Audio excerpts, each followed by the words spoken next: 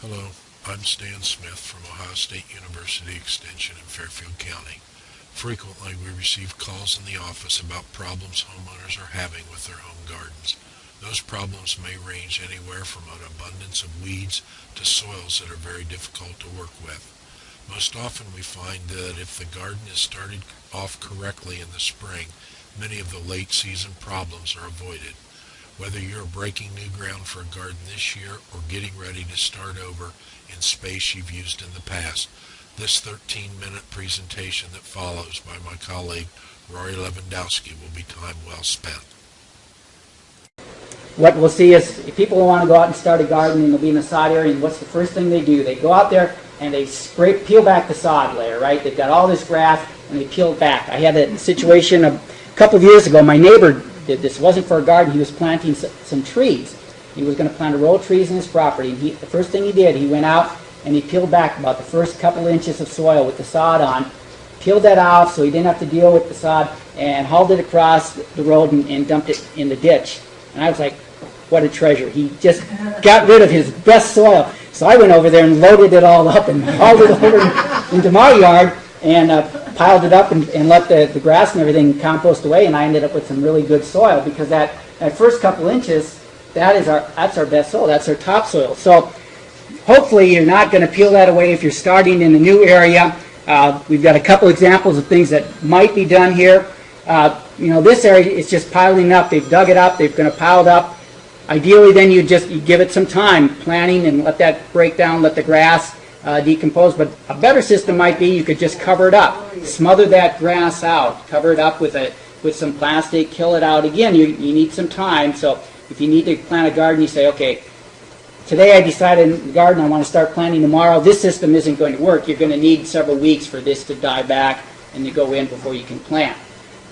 There's a popular method out called lasagna gardening, where they just layer. So they would start working with a bare sod area, something like this or this, and they would just begin to cover it up. They would put maybe cardboard and newspaper over here, bring some soil or compost in, and just work on layers. Yeah, Catherine. I was reading about that, particularly about being here, but would you have to start in the fall? No, you could. I did some of this on a new space last year. I've done this method before, and when I had time, but I had a little area that I wanted to start last year new, and I did kind of this, and what I did, I put cardboard down over it, and then I loaded it up with compost on top, and then I planted right into that. And I used just shallow rooted crops that first year, like lettuce or something that didn't need a lot of space. And now this year it's ready to go, and it's a regular garden area, so you could do it this spring. But and so just depending, you could put cardboard or newspaper down, smother it out, and then put soil on top. And I was telling Scott before, if anyone's looking for soil, the Conservancy District dredges out the Hocking River, and if you call them up when they're actively doing that, and you bring up a pickup or something down there, they'll load it up and they'll give you that soil, and it's pretty good soil. So again, if you're going to do something like this, you could put cardboard and newspaper down, smother it out, pile some soil, maybe mix it in with some compost, put it on top, and you'd be ready to start gardening without tilling this up. And that way you preserved all your best soil, so when the roots grow down, they're going to grow in through that. And the cardboard's going to degrade and compost. Yeah. In the book, she recommends a layering of peat moss and shredded leaves and then grass clippings. Would that be okay to plant right in that before it was fully composted? And layering it with compost? Yeah, if you were going to go with a composting system like that, you'd want to give it some time. And the only reason on that is because as that material begins to compost, it's going to heat up. And so you could get to the point if you were doing it, especially in the summer, you might get too much heat in that soil, and that could inhibit some of your plants. Starting earlier in the year, though, with some of your other vegetables, that could actually be an advantage. You get heat, you get warmer soil, and so you could plant into that. I guess if I was going to do that system and layer it and put the leaves and the grass clippings down, I'd want to end up with maybe the top several inches just with a soil or compost mixture, and then down below it would be warmer, and that heat would rise up, and your seed wouldn't be in direct contact with it, and then that would work. Yeah. So the other way, of course, would be to come in. You could just till this up. But again, what you're doing when you look at mechanical tillage, something like this, Okay, you've got that instant seed, but what have you done with your soil structure? You know, you've broken down a lot of your soil structure. You've pulverized that soil. If this has much clay content to it, the first hard rain you get you're going to seal this. It's going to form a crust here. You're going to seal that soil off, and now you're going to have some problems maybe with plants emerging through that. So it's quicker. That might be an advantage, but the trade-off will be you're breaking some of that soil structure down. So taking some time, doing it right, maintaining that soil structure, maintaining your fertility is probably the way that I would advise starting off with a garden.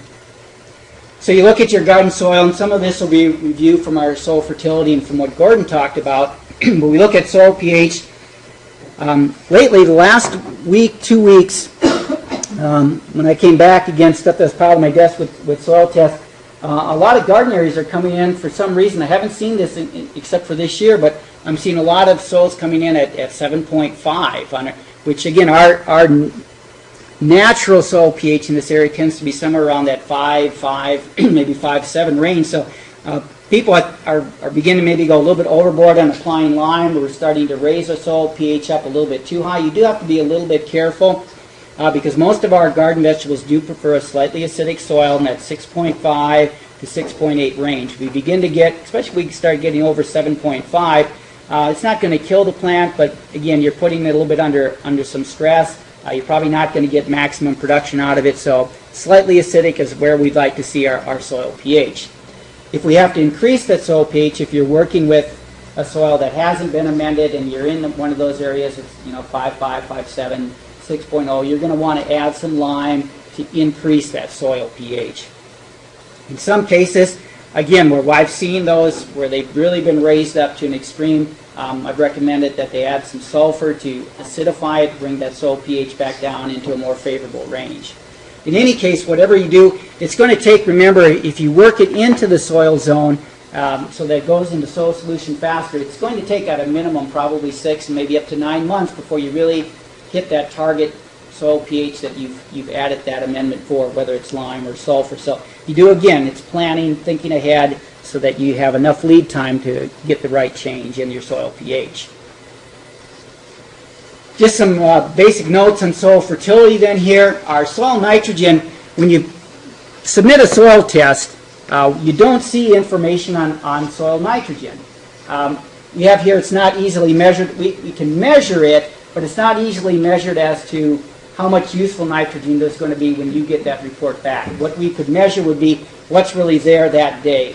Remember from our soil fertility class, our soil particles have basically a negative charge, and most of our nitrogen has a negative charge. So there's nothing to bind it to the soil. So it either leaches down through the soil profile, or it can volatilize and we can lose it to the air. So nitrogen, the general rule of thumb is that we apply nitrogen in a form that the plants can use at a time when they can quickly take it up, and we try to apply amount that the plants can use in an amount that's not excessive, so it doesn't run into groundwater or we don't run into pollution problems. So nitrogen isn't measured on a soil test, so that's one of those things we work with just some basic recommendations and apply it.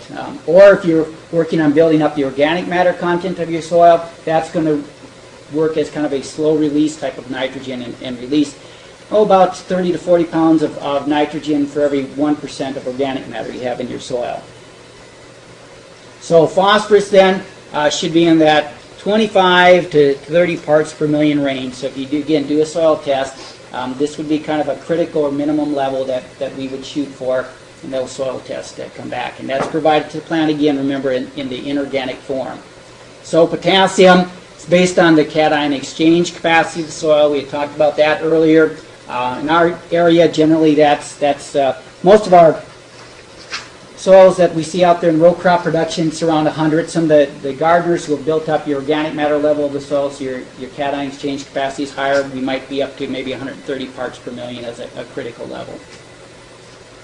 And then the organic matter, that is very important. The higher you can build it up in your soil, really the better. And I don't know if when Rich Thompson was in here talking about organic or the organic gardening, if he talked about his soils, but he's up, I don't know, 15 to 18% or something like that organic matter. His soils are just incredible. So you really never can have too much. Most of our soils tend to be pretty low here. We're in about the 1 to 2%. A lot of the soil tests that come in, But a lot of the vegetable gardeners, their soils that come in where they've been working on adding compost to their soil, maybe working with some cover crops or green manure crops, tend to be in that 4 to 7% range, and that's excellent.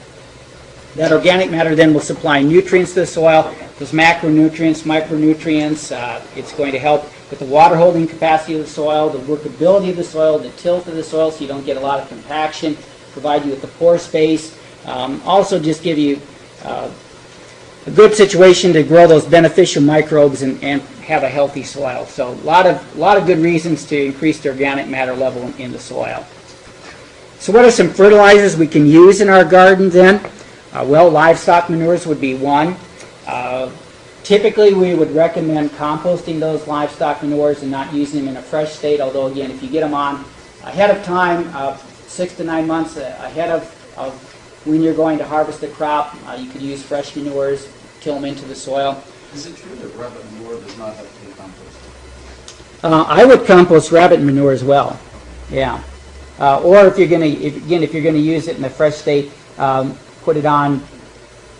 I think the recommendation on most of the organic standards say 3 to 4 months. I think it's 90 to 120 days or something before the crop would be harvested if you're going to use it in the fresh state. But composting again is probably better if you can do it that way. Or if you're going to use it, I would again till it into the soil and get it in well ahead of when you're going to count on harvesting the crop. So cover crops or green manures, and we're going to take a look at some things that we can do with cover crops, green manures out there, just using plants as a way to build up fertility in our soil, increase our soil structure. We can look at things like compost then, and we're going to go through a unit on compost here as well. Then there's the commercial organic fertilizers, and one of the things that there's a brand out there called Chickadee Doo Doo, and that's the guy that's going to come in on Wednesday is going to talk a little bit about this. But there's a whole wide range, but they've got some commercial organic fertilizers as well. Most of those are livestock manure-based type of fertilizers, and they've composted them. They're in a stable form. Of course, we get into the synthetic types of fertilizers, and they're usually just supplying just the nitrogen, phosphorus, and potassium. You're not getting any of the micronutrients in that. Remember that the actual amount of any nutrient you apply depends upon the percentage of that material. So if you get a soil test back and it says that you need to apply 5 pounds of actual phosphorus per 1,000 square feet, that's the actual. So you have to take the percentage of your material and take that. Say if it was 5, divide it by the decimal point of the fertilizer material you're working with. So keep that in mind. So and there's our example. So if you bought the 92330 fertilizer, it actually only contains in a 50-pound bag 4.5 pounds of nitrogen. So if your recommendation was, you came back in the soil test, you need to apply between 4 to 5 pounds of actual nitrogen, you'd have to put that whole 50-pound bag on that 1,000 square feet in order to get that much actual nitrogen. So that's how you use those percentage. And so the rest of that material in the bag is just a filler or carrier material.